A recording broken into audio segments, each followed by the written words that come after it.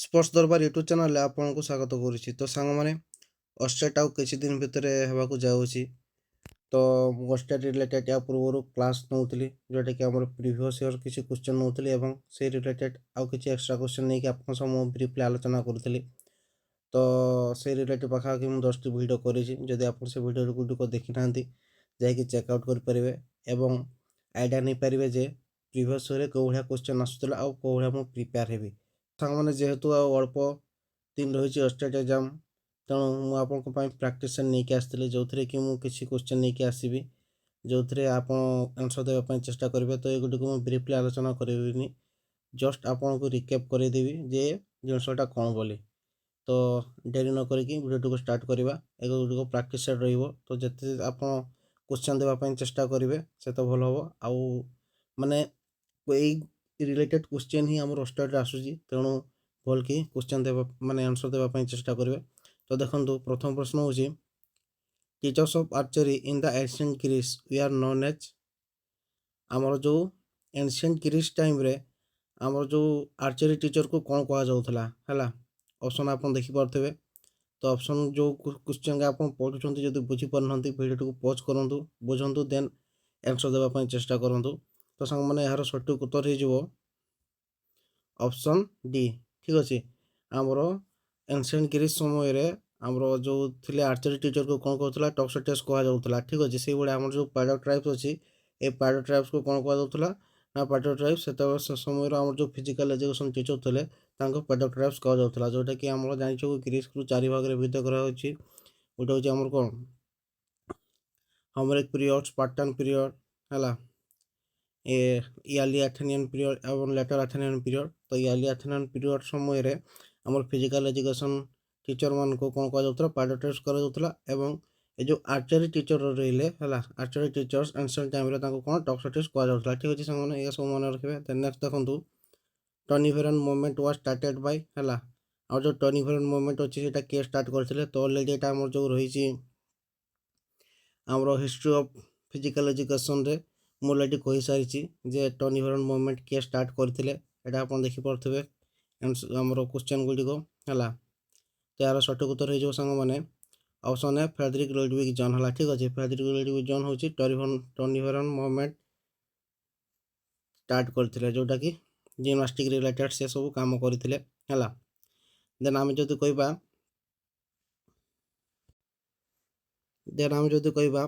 Frederick ଲୁଡୱିଗ୍ ଜନ୍ ହେଉଛନ୍ତି ଆମର ଜର୍ମାନୀର ବିଲଙ୍ଗସ୍ କରନ୍ତି ଏବଂ ୟାଙ୍କୁ କ'ଣ ଫାଦର୍ ଅଫ୍ ଜିମ୍ନାଷ୍ଟିକ୍ କୁହାଯାଏ। ଠିକ୍ ଅଛି।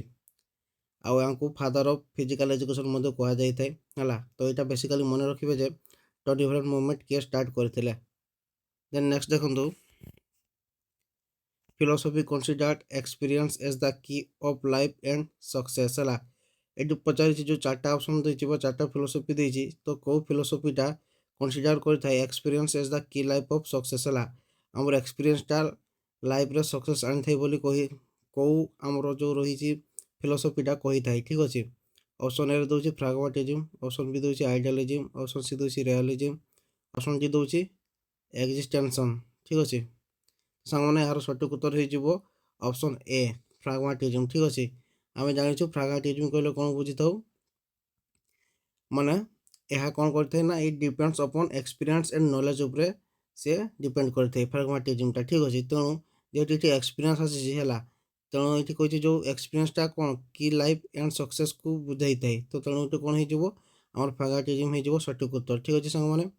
ଦେନ୍ ଦେଖନ୍ତୁ, ଆଇଡ଼ିଓଲୋଜିମ୍ ଏଠି ଦେଇଛି ଏବଂ ଏଇ ପ୍ରାଗ୍ମାଟିଜିମ୍ଟା କିଏ ଦେଇଥିଲେ? ଜନ୍ ଡେଭି ଦେଇଥିଲେ। ଠିକ୍ ଅଛି। ଏଇଟା ମନେ ରଖିବେ, ଜନ୍ ଡେଭି ଦେଇଥିଲେ। ଆଇଡ଼ିଓଲୋଜିମ୍ଟା କିଏ ଦେଇଥିଲେ? ପ୍ଲାଟୋ ଦେଇଥିଲେ। ସେଇଭଳିଆ ରିଆଲିଜିମ୍ଟା କିଏ ଦେଇଥିଲେ? ଆରିଷ୍ଟଟଲ୍ ଦେଇଥିଲେ। ଦେନ୍ ଆମର ହେଉଛି ଯେଉଁ ଏକ୍ଜିଷ୍ଟେନ୍ସନ୍ଟା କିଏ ଦେଇଥିଲେ? ସେ ହେଉଛନ୍ତି ମାର୍ଟିନ୍ କିଣ୍ଡରଗାର୍ଡ ଦେଇଥିଲେ। ଠିକ୍ ଅଛି। ଏଇଟା ମନେ ରଖିବେ। ପ୍ରାଗ୍ମାଟିଜିମ୍ ଦେଇଥିଲେ ଜନ୍ ଡେଭି, ଆଇଡ଼ିଓଲୋଜିମ୍ ଦେଇଥିଲେ ପ୍ଲାଟୋ, ରିଆଲିଜିମ୍ ଦେଇଥିଲେ ଆମର ହେଉଛି ଆରିଷ୍ଟଟଲ୍ ଏଣ୍ଡ ଏକ୍ଜିଷ୍ଟେନ୍ସନ୍ଟା କିଏ ଦେଇଥିଲେ? Martin Kierkegaard. ଠିକ୍ ଅଛି। ଦେନ୍ ନେକ୍ସଟ୍ କ୍ୱେଶ୍ଚନ୍ ଦେଖନ୍ତୁ, the ministry of education government of India establish a college of physical education at Gwalior in. ଆମର ଯେଉଁ ଗ୍ୱାଲିୟରରେ ଫିଜିକାଲ୍ ଏଜୁକେସନ୍ କଲେଜ ଯେଉଁ ଏଷ୍ଟାବ୍ଲିଶ୍ କରିଥିଲେ ଗଭର୍ଣ୍ଣମେଣ୍ଟ ଅଫ୍ ଇଣ୍ଡିଆ ତରଫରୁ, ସେଇଟା କେବେ ହେଇଥିଲା ବୋଲି ପଚାରିଛି। ଠିକ୍ ଅଛି। ତ ସାଙ୍ଗମାନେ ଆନ୍ସର୍ ଦେବା ପାଇଁ ଚେଷ୍ଟା କରନ୍ତୁ।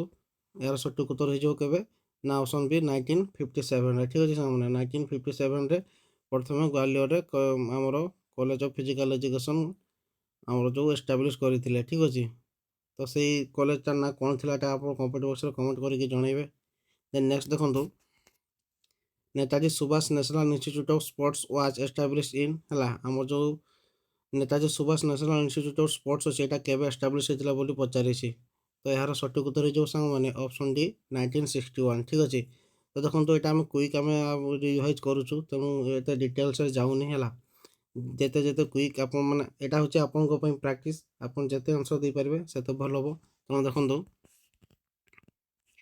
এটা হয়ে Netaji Subhash national institute sports was establish in 1961 এবং এই যে 1961 নেতাজি ন্যাশনাল ইনস্টিটিউট অফ স্পোর্টসটা এস্টাবলিশ হয়েছিল সেতবে ইয়ার নামটা কোণ লা সেটা আপনার কমেন্ট বক্সরে কমেন্ট করি জনাবে। আউ গোটে মনে রখিবে সবুঠু বেস্ট আপনার মনে রাখবার উপায় কেমতি দেখুন এটি তো যে চারটা অপসন দেছি হল চারটা অপসন দেছি 19 দিয়েছি কোণ 1961টা হয়ে গলা আমি জানিগলু national Subhash national institute of sports establish হয়েছিল সেইভাবে 1954 कौन होता 1958 कौन होता और 1957 कौन होता यू जिन सब रिकेप करने चेष्टा करेंगे जहाँफल कि आपको बार बार रिकेप हेल्ले मन रही ठीक अच्छे। देन नेक्स्ट देखो गोटे important question what India need today is not the Bhagwat Gita but the football ground says मैंने यहाँ कहूँ ये जो येटा किए कही what India need today is not the Bhagavad Gita but the football ground यहाँ किए कही ऑप्शन आप देखिपे ठीक अच्छे। तो यार सठिक उत्तर हो ऑप्शन सी स्वामी विवेकानंद। तो यहाँ मन रखिए स्वामी विवेकानंद कहते कौन ना India need today is not the Bhagavad Gita but the football ground है यहाँ किए कहते ना विवेकानंद कहते। नेक्स्ट क्वेश्चन देखो who conceive the Asian game movements है एशियन गेमटा किए स्टार्ट करते बोली कही ठीक अच्छे ये आप देखिपे ऑप्शन गुड़िक। तो यार सठिक उत्तर हो जेडी सन्धि है जेडी सन्धि आम प्रथम कनसीप्ट करते केवे 1951 ठीक अच्छे सामने यहाँ मन रखिए। नेक्स्ट देखो when Olympic flag was first hosted in Olympic games है आम जो ओलंपिक फ्लैग अच्छे से कौ मसीहार प्रथम थर पर होस्ट करा उड़ा जाता बोली पचारि है। तो यहाँ ये क्वेश्चन बार बार आसते तो यहाँ आराम से आंसर दे पारे जोटा कि कौन यार सठिक उत्तर 1920 और ये 1920 कौटी 1920 जो होता प्रथम आम फ्लैग होस्टिंग होता यहाँ कौटी होता जो 1920 जो ओलंपिकटा होता है कौटी होता यहाँ आप कमेंट बॉक्स में कमेंट करके जनइबे ठीक अच्छे। और ये ओलंपिक फ्लैग जो आइडियाटा किए देते यहाँ भी आप कमेंट बॉक्स में कमेंट करके जनइबे ठीक अच्छे। नेक्स्ट देखो who was the first physical educationist of Rajasthan got Dronacharya award है आमर प्रथम किए आम फिजिकल एजुकेशनिस्ट थे जे कि राजस्थान बिलोंग करती सी द्रोणाचार्य अवार्ड पाई ठीक अच्छे। ये आप ऑप्शन गुड़िक देखिपे तो यार सठिक उत्तर हो सांग मैंने ऑप्शन ए कर्ण सिंह ठीक अच्छे ऑप्शन ए कर्ण सिंह हो सठिक उत्तर। तो यहाँ मन रखिए है आप जानते द्रोणाचार्य अवार्ड क्या दि जाए तो मुझे सब जिन आपको कहूनी किसी जिन आप छाड़ी जाऊँगी जोटा कि आप कमेंट बॉक्स में लिखा द्वारा आप भल भाव रिवाइज भी हो ठीक अच्छे। नेक्स्ट देखो Maulana Abul Kalam Azad trophy is awarded to है मौलाना अबुल कलाम आजाद ट्रॉफी किए माने क्या दि जाए ठीक अच्छे। ये ऑप्शन देखिपे ए दूसरी ए coach A state A university A sports school है। तो सांग मैंने यार सठिक उत्तर हो कौन ना ए यूनिवर्सिटी है यूनिवर्सिटी को मौलाना अबुल कलाम आजाद ट्रॉफी दि जाए ठीक अच्छे। देन यहाँ कौन केवे एस्टाब्लिश होता ना 1956 एस्टाब्लिश होता। देन आमर कैश प्राइज यार के रही ना कैश प्राइज के दे ना 15 लाख दि जाए। तो ये सब एक्सट्रा जिन मन रखिए ठीक अच्छे है जे मौलाना अबुल कलाम आजाद ट्रॉफीटा यूनिवर्सिटी जो यूनिवर्सिटीटा भल माने परफॉर्मेंस दे थाए दि जाए और केवे यहाँ एस्टाब्लिश होता 1956 होता और यार कैश प्राइज के अच्छी ना 15 लाख अच्छी ठीक अच्छे। नेक्स्ट क्वेश्चन देखो length of wind pipe is है विंड पाइप लेंथ के ठीक अच्छे। तो ये आप ऑप्शन देखिपे यार सठिक उत्तर हो 12 cm ठीक अच्छे 12 cm आम जो विंड पाइप अच्छी है जोटा कि आम कौन कही था ट्राकिया बोली कही था तार माने लेंथ के 12 cm से भाया आम विंड पाइप सहित आम फुट पाइप भी अच्छी ତ ସେ ଫୁଡ୍ ପାଇପଟାକୁ କ'ଣ କୁହାଯାଇଥାଏ ନା ଓଏସୋଫାଗସ୍ କୁହାଯାଇଥାଏ। ଠିକ୍ ଅଛି, ଓଏସୋଫାଗସ୍ ଏବଂ ତା'ର ଲେନ୍ଥ କେତେ ନା 25 cm। ତ ଏଇ ଦୁଇଟା ଭିତରୁ ଗୋଟେ କ୍ୱେଶ୍ଚିନ୍ ଆସିଥାଏ ହେଲା, ଯେ ଲେନ୍ଥ ଅଫ୍ ୱିଣ୍ଡ ପାଇପ୍ କେତେ ଏବଂ ୱିଣ୍ଡ ପାଇପ୍କୁ କ'ଣ କୁହାଯାଇଥାଏ? ଟ୍ରାକିଆ କୁହାଯାଇଥାଏ। ସେଇଭଳିଆ ଫୁଡ୍ ପାଇପ୍କୁ କ'ଣ କୁହାଯାଇଥାଏ? ଓଏସୋଫାଗସ୍ କୁହାଯାଇଥାଏ ଏବଂ ତା'ର ଲେନ୍ଥ କେତେ? 25 cm। ତ ଏସବୁ ଜିନିଷ ମନେ ରଖିବେ। ଦେନ୍ ନେକ୍ସଟ ଦେଖନ୍ତୁ, which is the major or largest part of the brain ହେଲା। ବ୍ରେନ୍ର ପାର୍ଟ ଗୋଟେ ପଚାରିଛି, ଯେଉଁଟାକି ଯେଉଁଟାକି ବ୍ରେନ୍ର ଗୋଟେ ମେଜର ପାର୍ଟ ଏବଂ ଲାର୍ଜେଷ୍ଟ ପାର୍ଟ ବୋଲି କହିଛି ହେଲା। ଦେଖିପାରୁଥିବେ ଅପସନ୍ ଗୁଡ଼ିକ, ଯାହାର ସଠିକ୍ ଉତ୍ତର ହେଇଯିବ ଅପସନ୍ ଏ ସେରେବ୍ରମ୍ ହେଲା। ସେରେବ୍ରମ୍ଟା ହେଉଛି ସବୁଠାରୁ ମେଜର ପାର୍ଟ ଆଉ ସବୁଠାରୁ ବ୍ରେନ୍ର ସବୁଠୁ ଲାର୍ଜେଷ୍ଟ ପାର୍ଟ ହେଲା। ବ୍ରେନ୍ର ଯେତେ ବି ଅଂଶ ଅଛି ସେଇଠୁ ସେ କେତେ ପାର୍ଟ ଅକୁପାଇ କରିଥାଏ ନା 66%। ଠିକ୍ ଅଛି, ତେଣୁ ଏଇଟା ସବୁଠୁ ଲାର୍ଜେଷ୍ଟ ପାର୍ଟ ହେଇଗଲା। ଆଉ ଏଇଟା କ'ଣ କରିଥାଏ ନା ଏ କଣ୍ଟ୍ରୋଲ ଭଲେଣ୍ଟାରୀ ମସଲ୍। ଆମର ଯେତିକି ସବୁ ଭଲେଣ୍ଟାରୀ ମସଲ୍ ଅଛି ହେଲା, ଆମେ ଜାଣିଛୁ ମସଲ୍ କେତେ ପ୍ରକାର, 3 ପ୍ରକାରର, ଭଲେଣ୍ଟାରୀ, ଇନଭଲେଣ୍ଟାରୀ ଆଣ୍ଡ କାର୍ଡ଼ିଆକ୍ ମସଲ୍। ତ ଆମର ଯେତିକି ସବୁ ଭଲେଣ୍ଟାରୀ ମସଲ୍ ଅଛି ତାକୁ କଣ୍ଟ୍ରୋଲ କରିଥାଏ। ଏହା ସହିତ କ'ଣ କରିଥାଏ ନା ଶୁଣିବାରେ, କହିବାରେ, ମନେ ରଖିବାରେ ସହାୟକ ହୋଇଥାଏ। ତ ଏସବୁ ଜିନିଷ ମନେ ରଖିବେ। ନେକ୍ସଟ କ୍ୱେଶ୍ଚନ୍ ଦେଖନ୍ତୁ, function of living organism is known as ହେଲା। ଲିଭିଂ ଅର୍ଗାନିଜମ୍ର ଫଙ୍କସନ୍କୁ କ'ଣ କୁହାଯାଇଥାଏ? ବା ଆମେ ବୁଝିବା ଆମ ଲିଭିଂ ଅର୍ଗାନିଜମ୍ର ଫଙ୍କସନ୍ ଉପରେ ଅଧ୍ୟୟନ କରିବାକୁ କ'ଣ କୁହାଯାଇଥାଏ? ତ ସାଙ୍ଗମାନେ ଏହାର ସଠିକ୍ ଉତ୍ତର ହେଇଯିବ ଅପସନ୍ ସି ଫିଜିଓଲୋଜି କୁହାଯାଇଥାଏ। Option C physiology. ଠିକ୍ ଅଛି, ଆମେ ଜାଣିଛୁ ମାନେ ଆମର ଯେଉଁ ରହିଛି ଆମର ବଡି, ମାନେ ବଡିର ପ୍ରତ୍ୟେକ ପାର୍ଟ ବିଷୟରେ ଅଧ୍ୟୟନ କରିବାକୁ ଆମେ କ'ଣ କହିଥାଉ? ଆନାଟମି କହିଥାଉ। ସେଇଭଳିଆ study of function of human body is known as physiology. ବା ଏଠି ଆମେ ଯେଉଁ କହିଛି function of living organism is known as physiology. ତ ଏଇଟା ମନେ ରଖିବେ। ଦେନ୍ ଦେଖନ୍ତୁ, during muscle contraction if there is no change in the size of muscle the contraction is called. ଏଇଟା ଇଜି କ୍ୱେଶ୍ଚନଟା ହେଲା, ଏଇଟା କହିପାରିବେ, ଯେଉଁଟାକି ଆମର କୁହାଯାଇଥାଏ ଆଇସୋମେଟ୍ରିକ୍ କୁହାଯାଇଥାଏ। ଠିକ୍ ଅଛି, ଆମର କହୁଛି ଆମର ଯେଉଁ ମସଲ୍ କଣ୍ଟ୍ରାକ୍ସନ୍ ସମୟରେ ଆମର ଯେଉଁ ମସଲ୍ରେ କିଛି ଚେଞ୍ଜେସ୍ ହୁଏ ନାହିଁ ତାକୁ କ'ଣ କୁହାଯାଇଥାଏ? ଠିକ୍ ଅଛି, କ'ଣ କୁହାଯାଇଥାଏ? ଆଇସୋମେଟ୍ରିକ୍ କଣ୍ଟ୍ରାକ୍ସନ୍ କୁହାଯାଇଥାଏ। ଠିକ୍ ଅଛି, ଆମର ଯେଉଁ କଣ୍ଟ୍ରାକ୍ସନ୍ଟା କେତେ ପ୍ରକାର ଥାଏ? 3 ପ୍ରକାରର, ଆଇସୋମେଟ୍ରିକ୍, ଆଇସୋଟୋନିକ୍ ଆଣ୍ଡ ଆଇସୋକାଇନେଟିକ୍। ଠିକ୍ ଅଛି, ଏଇ ତିନିଟାରୁ ଆମେ କ'ଣ ଆମର ବଡ଼ିର ଷ୍ଟ୍ରେନ୍ଥ ବଢ଼ିଥାଏ। ଠିକ୍ ଅଛି, ଦେନ୍ ଏଠି ଇମ୍ପୋର୍ଟାଣ୍ଟ ହେଉଛି, ଏଠି ଦେଖନ୍ତୁ ଯେହେତୁ ଆଇସୋମେଟ୍ରିକ୍ ଦେଇଛି, ଏଠି ଆଇସୋର ଅର୍ଥ ହେଉଛି ସେମ୍ ଏବଂ ମେଟ୍ରିକ୍ର ଅର୍ଥ ହେଉଛି ସେମ୍ ଲେନ୍ଥ। ଠିକ୍ ଅଛି, ସେମ୍ ଲେନ୍ଥ, ଯେଉଁଥିରେ କି ଲେନ୍ଥର କିଛି ଚେଞ୍ଜ ହେଇନଥାଏ। ଠିକ୍ ଅଛି, ଦେନ୍ ଏଠି ମନେ ରଖିବାର କଥା ହେଉଛି ଯେଉଁ ଆଇସୋମେଟ୍ରିକ୍, ଆଇସୋଟୋନିକ୍ ଆଣ୍ଡ ଆଇସୋକାଇନେଟିକ୍ କିଏ ଦେଇଥିଲେ ଏବଂ କେଉଁ ମସିହାରେ ଦେଇଥିଲେ? ଠିକ୍ ଅଛି, ଦେଖନ୍ତୁ, ତ ଏଠି ଆପଣ ଗୋଟେ ଟ୍ରିକ୍ ଦ୍ୱାରା ଆପଣଙ୍କୁ ମନେ ରଖିବା ପାଇଁ ମୁଁ ମାନେ ଟ୍ରିକ୍ ଗୋଟେ କହିବି, ଯେଉଁଟାରେ କି ଆପଣ ମନେ ରଖିପାରିବେ। ତ ଦେଖନ୍ତୁ, ପ୍ରଥମ ଆସିଯିବ ଆଇସୋମେଟ୍ରିକ୍, ଦେନ୍ ଆଇସୋଟୋନିକ୍, ଦେନ୍ ଆଇସୋକାଇନେଟିକ୍। ଠିକ୍ ଅଛି, ତ ଏଠି ଆପଣ ମନେ ରଖିଦେବେ କ'ଣ ନା HDP। ଠିକ୍ ଅଛି, high definition picture. High definition picture ଯଦି ମନେ ରଖିଦେଲେ ତାହେଲେ ଆପଣଙ୍କର ସିକ୍ୱେନ୍ସିଆଲି ମନେ ରହିଯିବ, ଯେଉଁଟାକି ଆଇସୋମେଟ୍ରିକ୍ ଏଚ୍ ଫୋର୍ ହେଉଛି ଆମର କିଏ? ହାଇଟିଞ୍ଜର ଆଉ ମୁଲର ଦେଇଥିଲେ ହେଲା, କିଏ? ଆଇସୋମେଟ୍ରିକ୍ଟା। ଦେନ୍ ଡି ହେଉଛି କ'ଣ? ଆଇସୋଟୋନିକ୍, ଯେଉଁଟାକି କିଏ ଦେଇଥିଲା? ଡି ଲର୍ମି ଦେଇଥିଲେ। ଠିକ୍ ଅଛି, ଦେନ୍ ହେଉଛି ପି ହେଉଛି ଜେଜେପେରିନ୍, ଯେଉଁଟାକି ଆଇସୋକାଇନେଟିକ୍, ଯେ ଦେଇଥିଲେ ସେ ହେଉଛନ୍ତି ଜେଜେପେରିନ୍। ତ ଏଇଭଳିଆ ମନେ ରଖିବ ହାଇ ଡେଫିନେସନ୍ ପିକ୍ଚର। ଏବଂ ମସିହା କଥା ଯଦି ମୁଁ କହିବି ହେଲା, ମସିହା କଥା ଯଦି କହିବି ତେବେ ଆଇସୋମେଟ୍ରିକ୍ଟା ହେଇଥିଲା, ଦେଖନ୍ତୁ ଆଇସୋମେଟ୍ରିକ୍ଟା ହେଇଥିଲା 1953ରେ। ଦେନ୍ ଆଇସୋଟୋନିକ୍ଟା ହେଇଥିଲା 1954ରେ ହେଲା। ଦେନ୍ ହେଉଛି ଆମର ଆଇସୋକାଇନେଟିକ୍ଟା ହେଇଥିଲା 1968ରେ। ତ ଏଇସବୁ ଜିନିଷ ମନେ ରଖିବେ। ଦେନ୍ ଦେଖନ୍ତୁ ସାଙ୍ଗମାନେ, ଆଉ ଗୋଟେ ମନେ ରଖିବେ, ଏ ଯେଉଁ ତିନିଟା ଯାକ ଯେଉଁ ଆମର ଷ୍ଟ୍ରେନ୍ଥ ବଢ଼ାଇବା ପାଇଁ ଆମେ ଏକ୍ସରସାଇଜ୍ କରିଥାଉ, ତ ସେଇ ଭିତରୁ କେଉଁଟାରେ ମାନେ କେଉଁ ଏକ୍ସରସାଇଜ୍ଟା କରିବା ଦ୍ୱାରା ହେଲା ଆମର ଫାଷ୍ଟେଷ୍ଟ ଆମର ଷ୍ଟ୍ରେନ୍ଥ ବଢ଼ିଥାଏ, ସେଇଟା ହେଉଛି ଆଇସୋକାଇନେଟିକ୍। ଏଇଟା ବି ମନେ ରଖିବେ। ଠିକ୍ ଅଛି, ତ ଯୋଗ ମୁଁ ଏକ୍ସଟ୍ରା ଜିନିଷ କହୁଛି ସେଇଟା ମନେ ରଖିବେ। ଆଉ ଯଦି ଜାଣିଛନ୍ତି ତ ବଢ଼ିଆ କଥା। ଆଉ ୟା ବିଷୟରେ ଯଦି ଆହୁରି ଅଧିକା କିଛି ଜାଣିଛନ୍ତି ତ କମେଣ୍ଟ ବକ୍ସରେ କମେଣ୍ଟ କରିକି ନିହାତି ଜଣାଇବେ। ଦେନ୍ ନେକ୍ସଟ ଦେଖନ୍ତୁ, nephron is a microscopic structure of ହେଲା। ଏଇଟା ନେଫ୍ରନ୍ଟା କେଉଁ ମାଇକ୍ରୋସ୍କୋପିକ୍ ଷ୍ଟ୍ରକ୍ଚର କାହାର ହେଇଥାଏ ନା ଏଇଟା ହେଉଛି କିଡନୀର ହେଇଥାଏ। ଏଇଟା ମନେ ରଖିବେ ହେଲା। Nephron is a microscopic structure of kidney. ଠିକ୍ ଅଛି, ଦେନ୍ ଦେଖନ୍ତୁ, in the case of sprain the best immediate treatment is ହେଲା। ଆମର ଯଦି ସ୍ପ୍ରେନ୍ ଇଞ୍ଜୁରି ହେଉଛି ତ କେଉଁଟା ଆମେ ଇମିଡ଼ିଏଟ୍ ଟ୍ରିଟମେଣ୍ଟ କରିଥାଉ? ଯେଉଁଟାକି ହେଇଯିବ କ'ଣ ନା ଅପସନ୍ ବି କ୍ରାୟୋଥେରାପି ହେଲା। ଏଇଟା ଆମ ସ୍ପୋର୍ଟସ୍ ମେଡ଼ିସିନ୍ରୁ ଆସିଛି। ତ ଏଇଟା ମନେ ରଖିବେ, କ୍ରାୟୋଥେରାପି ମାନେ ଆଇସ୍ ୟୁଜ୍ ହେଇଥାଏ କ୍ରାୟୋଥେରାପିରେ। ହାଇଡ୍ରୋଥେରାପିରେ କ'ଣ ୱାଟର ୟୁଜ୍ ହେଇଥାଏ ହେଲା। ଏ ଯେଉଁ ଥର୍ମୋଥେରାପିରେ ମାନେ ଗରମ ୱାଟର ଯେଉଁ ୟୁଜ୍ ହେଇଥାଏ। ଠିକ୍ ଅଛି, ଏଇଟା ମନେ ରଖିବେ। ସ୍ପ୍ରେନ୍ ଇଞ୍ଜୁରି ହେଇଥିଲେ, ସ୍ପ୍ରେନ୍ ଇଞ୍ଜୁରି କ'ଣ? ଲିଗାମେଣ୍ଟ ଇଞ୍ଜୁରିଟା ସ୍ପ୍ରେନ୍ ଇଞ୍ଜୁରି ହେଲା। ଆଉ ଗୋଟେ ହେଉଛି ଷ୍ଟ୍ରେନ୍ ଇଞ୍ଜୁରି, ଯେଉଁଟାକି ଟେଣ୍ଡନ୍ରେ ଇଞ୍ଜୁରି ହୋଇଥାଏ। ତ ସ୍ପ୍ରେନ୍ ଇଞ୍ଜୁରି ହେଇଥିଲେ ଆମେ କ୍ରାୟୋଥେରାପି ୟୁଜ୍ କରିଥାଉ, ଯେଉଁଟାକି ଆଇସ୍ ଆମେ ୟୁଜ୍ କରିଥାଉ, ଏଇଟା ମନେ ରଖିବେ।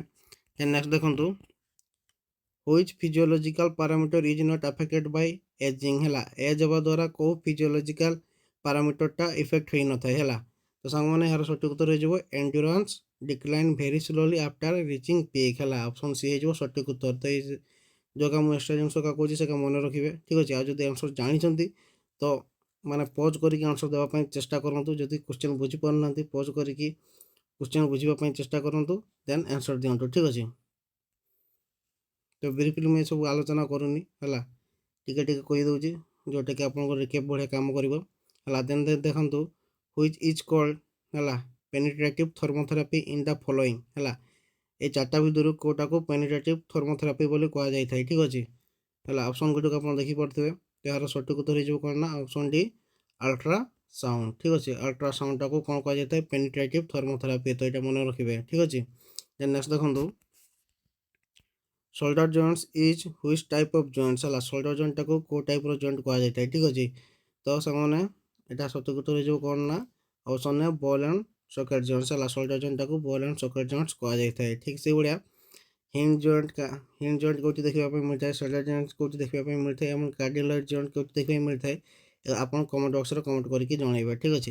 ଦେନ୍ ନେକ୍ସଟ ଦେଖନ୍ତୁ, which lodge of motion is use when ball is catch Bai cricket player. ହେଲା, ଏଠି ଯେଉଁ ଆମର ରହିଛି ଲଜ୍ ଅଫ୍ ମୋସନ୍, ଯେଉଁଟାକି ଆମର କିନେସିଓଲୋଜି ଆଉ ବାୟୋମେକାନିକ୍ସ ଆସିଗଲା, ଯେଉଁଟାକି ଆମେ କ'ଣ କିନେସିଓଲୋଜି ବାୟୋମେକାନିକ୍ସରେ ଆମର ହ୍ୟୁମାନ୍ ବଡ଼ିର ସାଇଣ୍ଟିଫିକ୍ ଆମର ମୁଭମେଣ୍ଟ କେମିତି ହେଉଛି ସାଇଣ୍ଟିଫିକ୍ ୱେରେ ଷ୍ଟଡି କରିବାଟାକୁ, ମାନେ ଆମର ମୁଭମେଣ୍ଟଟାକୁ, ସେଇଟାକୁ କିନେସିଓଲୋଜି ବା ବାୟୋମେକାନିକ୍ସ କୁହାଯାଇଥାଏ। ସେଇଠି ଆମର ଯେଉଁ ବାୟୋମେକାନିକ୍ସ ରହିଛି, ବାୟୋମେକାନିକ୍ସର ଆମର ଯେଉଁ ପ୍ରିନ୍ସିପାଲ୍ ରହିଛି, ସେଇଠି ଆମର ଯାଉଛି ନ୍ୟୁଟନଙ୍କର ଯେଉଁ 3ଟା ଲ ରହିଛି, first law of motion, second law of motion ଏବଂ ଥାର୍ଡ଼ ଲ ଅଫ୍ ମୋସନ୍। ତ ଏଇଠି ଯେଉଁ ପଚାରିଛି ବଲ୍ କ୍ୟାଚ୍ କରିବାଟା କେଉଁ ଲ ଅଫ୍ ମୋସନ୍ରେ ଯାଉଛି, ହେଲା, ତ ଏଇଟାର ସଠିକ୍ ଉତ୍ତର ହେଇଯିବ option B second law of ମୋସନ୍ରେ ଯାଉଛି, ଠିକ୍ ଅଛି। ଆଉ ଏଇଟା ମନେ ରଖିବେ, ଫାର୍ଷ୍ଟ ଲ ଅଫ୍ ମୋସନ୍ଟାକୁ କ'ଣ କୁହାଯାଇଥାଏ, ସେକେଣ୍ଡ ଲ ଅଫ୍ ମୋସନ୍ଟାକୁ କ'ଣ କୁହାଯାଇଥାଏ, ଏବଂ ଥାର୍ଡ଼ ଲ ଅଫ୍ ମୋସନ୍ଟାକୁ କ'ଣ କୁହାଯାଇଥାଏ। ହେଲା, ତ ଫାର୍ଷ୍ଟ ଲ ଅଫ୍ ମୋସନ୍ଟାକୁ କୁହାଯାଏ ଲ ଅଫ୍ ଇନର୍ସିଆ, ଦେନ୍ ହେଉଛି ସେକେଣ୍ଡ ଲଟାକୁ ହେଉଛି ଲ ଅଫ୍ ଏକ୍ସିଲାରେସନ୍, ଏବଂ ଥାର୍ଡ଼ ଲଟାକୁ କ'ଣ କୁହାଯାଇଥାଏ ନା ଲ ଅଫ୍ ଆକ୍ସନ୍ ରିଆକ୍ସନ୍, ଠିକ୍ ଅଛି।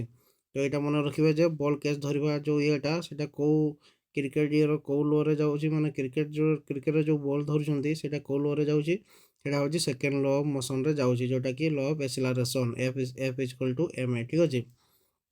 ଏଇଟା ମନେ ରଖିବେ। ଦେନ୍ ନେକ୍ସଟ ଦେଖନ୍ତୁ, posture is an index of character, health, personality and fitness. ତ ଏଇଟା ଦେଖନ୍ତୁ, ଏଇଟା ବି ଗୋଟେ ବଢ଼ିଆ କ୍ୱେଶ୍ଚନ୍। ତ ଏଇଟା ମନେ ରଖିବେ, ଏଟାକୁ କ'ଣ କୁହାଯାଇଥାଏ ନା ଏହାର ସଠିକ୍ ଉତ୍ତର ହେଇଯିବ ହେଉଛି ଅପସନ୍ ସି ପର୍ସନାଲିଟି, ଠିକ୍ ଅଛି। କ୍ୟାରେକ୍ଟରଟା କ'ଣ ନା ଆମର ଯେଉଁ ପୋଶ୍ଚରଟା କ'ଣ ନା posture is an index of ପର୍ସନାଲିଟିକୁ ବୁଝାଇଥାଏ, ଠିକ୍ ଅଛି। ସେଇଭଳିଆ ଦେଖନ୍ତୁ, ଏଇଟା ୟା ପରେ ଆଉ ଗୋଟେ ଇମ୍ପୋର୍ଟାଣ୍ଟ କ୍ୱେଶ୍ଚନ୍ ଦେଖନ୍ତୁ, ହେଲା, which force is applied in hammer throw. ହେଲା, ହ୍ୟାମର୍ ଥ୍ରୋରେ କେଉଁ ଫୋର୍ସ ଆପ୍ଲାଏ କରାଯାଇଥାଏ? ଅପସନ୍ ଦେଉଛି ସେଣ୍ଟ୍ରିପେଟାଲ୍ ଫୋର୍ସ, ଅପସନ୍ ବି ଦେଉଛି କାଇନେଟିକ୍ ଫୋର୍ସ, ଅପସନ୍ ସି ଦେଉଛି ସେଣ୍ଟ୍ରିପେଟାଲ୍ ଆଣ୍ଡ ସେଣ୍ଟ୍ରିଫୁଗାଲ୍ ଫୋର୍ସ, ଅପସନ୍ ସି ଦେଉଛି ସେଣ୍ଟ୍ରିଫୁଗାଲ୍ ଫୋର୍ସ। ତ ସାଙ୍ଗମାନେ ଦେଖନ୍ତୁ, ଏହାର ସଠିକ୍ ଉତ୍ତର ହେଇଯିବ ଅପସନ୍ ସି ସେଣ୍ଟ୍ରିପେଟାଲ୍ ଆଉ ସେଣ୍ଟ୍ରିଫୁଗାଲ୍ ଫୋର୍ସ। ଯଦି ଆପଣ ଜାଣିଛନ୍ତି ସେଣ୍ଟ୍ରିପେଟାଲ୍ ଆଣ୍ଡ ସେଣ୍ଟ୍ରିଫୁଗାଲ୍ ଫୋର୍ସ କ'ଣ, ତ ଆପଣଙ୍କୁ ଏଇଟା ଆନ୍ସର୍ ଦେବା ପାଇଁ ଇଜି ହେଇଯିବ। ଆଉ ଯେଉଁମାନେ ଜାଣିନାହାନ୍ତି ତ ସମ୍ୟକର କହିଦେଉଛି, ଦେଖନ୍ତୁ, ସେଣ୍ଟ୍ରିପେଟାଲ୍ ଆଉ ସେଣ୍ଟ୍ରିଫୁଗାଲ୍ ଫୋର୍ସଟା ସବୁବେଳେ ଆମର ସାର୍କୁଲାର ମୋସନ୍ରେ, ଗୋଟେ ଅବଜେକ୍ଟର ସାର୍କୁଲାର ମୋସନ୍ରେ ହେଇଥାଏ, ଠିକ୍ ଅଛି। ହେଲା, ସାର୍କୁଲାର ମୋସନ୍ରେ ଗୋଟେ ବସ୍ତୁ ଯଦି ଯାଉଛି ସେଇଠି ଆମର ସେଣ୍ଟ୍ରିପେଟାଲ୍ ଆଉ ସେଣ୍ଟ୍ରିଫୁଗାଲ୍ ଫୋର୍ସ ପଡ଼ିଥାଏ। ତ ହ୍ୟାମର୍ ଥ୍ରୋଟା ଯେହେତୁ ସାର୍କୁଲାର ମୋସନ୍ରେ ଘୁରିକି ତାକୁ ଥ୍ରୋ କରାଯାଇଥାଏ, ହେଲା, ତାର ଗୋଟେ ନିହାତି କେନ୍ଦ୍ରବିନ୍ଦୁ ଥିବ। ତ ଦେଖନ୍ତୁ, ଏଇଠି ଧର ଯେଉଁ ଅବଜେକ୍ଟଟା ଅଛି ବା ଏଇଠି ଯେଉଁ ହ୍ୟାମର୍ଟା ଅଛି, ଏ ହ୍ୟାମର୍ଟା ଯେତେବେଳେ ଏଇ ଯେଉଁ ଆମର କେନ୍ଦ୍ରବିନ୍ଦୁରୁ ବାହାର ଆଡ଼କୁ ଫୋର୍ସ ପକାଇବ ବା ବାହାର ଆଡ଼କୁ ଫୋର୍ସଟା ଆପ୍ଲାଏ କରିଥିବ, ବାହାର ଆଡ଼କୁ ଫୋର୍ସ ଆପ୍ଲାଏ ହେଇଥିବାଟାକୁ କ'ଣ କୁହାଯାଇଥାଏ? ସେଣ୍ଟ୍ରିଫୁଗାଲ୍ ଫୋର୍ସ କୁହାଯାଇଥାଏ।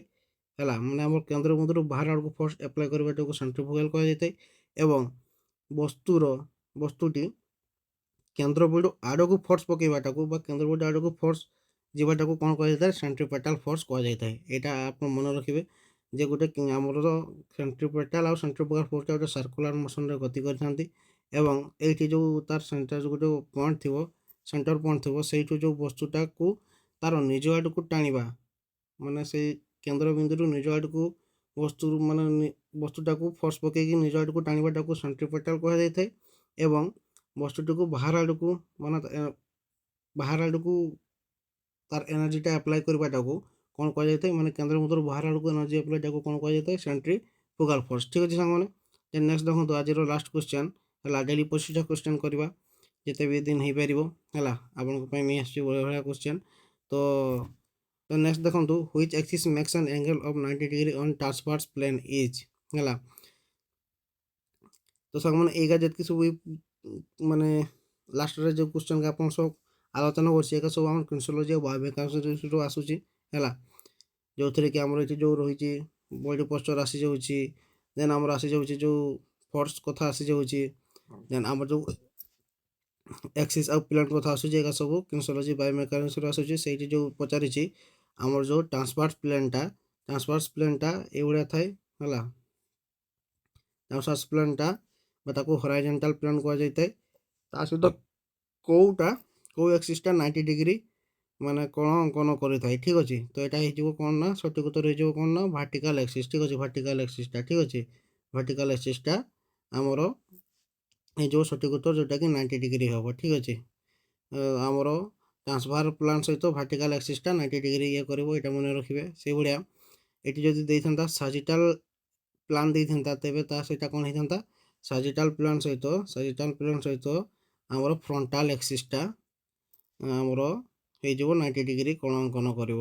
ତ ଏଇଟା ଯେହେତୁ ଟ୍ରାନ୍ସଭର୍ସ ପ୍ଲାନ୍ ବା ହରାଇଜେଣ୍ଟାଲ୍ ପ୍ଲାନ୍ ଦେଇଛି, ତେଣୁ ଏଠି ଭାର୍ଟିକାଲ୍ ଆକ୍ସିସ୍ଟା ହେଇଯିବ। ଠିକ୍ ଅଛି ସାଙ୍ଗମାନେ। ତ ଏଇଟା କିଛି କ୍ୱେଶ୍ଚନ୍ ଥିଲା ଯେଉଁଟାକି ଆପଣଙ୍କ ପାଇଁ ନେଇକି ଆସିଥିଲି। ଆଶା କରିକି ଆପଣଙ୍କୁ ଭଲ ଲାଗିଥିବ ଏବଂ ଆପଣଙ୍କର 25ଟାରୁ କେତେଟା କ୍ୱେଶ୍ଚନ୍ ଆପଣ ଜାଣିଥିଲେ ବା କେତେଟା କ୍ୱେଶ୍ଚନ୍ ଆପଣ ଆନ୍ସର୍ ଦେଲେ, ଏସବୁ ଜିନିଷ ଆପଣ କମେଣ୍ଟ ବକ୍ସରେ କମେଣ୍ଟ କରିକି ଜଣାଇବେ। ପୁଣି ଆଉ ଗୋଟେ ଭିଡ଼ିଓରେ ଆପଣଙ୍କ ସହ ଦେଖା ହେବ, ଯେଉଁଥିରେ କି ପୁଣି ଆହୁରି ବଢ଼ିଆ ବଢ଼ିଆ କ୍ୱେଶ୍ଚନ୍ ନେଇକି ଆସିବି ଷ୍ଟେଟ୍ ରିଲେଟେଡ୍, ଯାହା ବି ଆମର ପ୍ରିଭିୟସ୍ ଇୟର୍କୁ ମାନେ ଆଖି ଆଗରେ ରଖିକି। ଠିକ୍ ଅଛି, ଯେଉଁଟାକି ଆପଣଙ୍କ ପାଇଁ ବି ହେଲ୍ପଫୁଲ୍ ହେଇପାରିବ। ଯଦି ଭିଡ଼ିଓଟି ଆପଣଙ୍କୁ ଭଲ ଲାଗିଥାଏ ତେବେ ଲାଇକ୍, ସେୟାର ଏବଂ ସବସ୍କ୍ରାଇବ୍ କରିବା ପାଇଁ ଭୁଲିବ ନାହିଁ। ପୁଣି ଦେଖା ହେବ ପରବର୍ତ୍ତୀ ଭିଡ଼ିଓରେ। ରହୁଛି। ଜୟ ଜଗନ୍ନାଥ, ଜୟ ଫିଜିକାଲ୍ ଏଜୁକେସନ୍।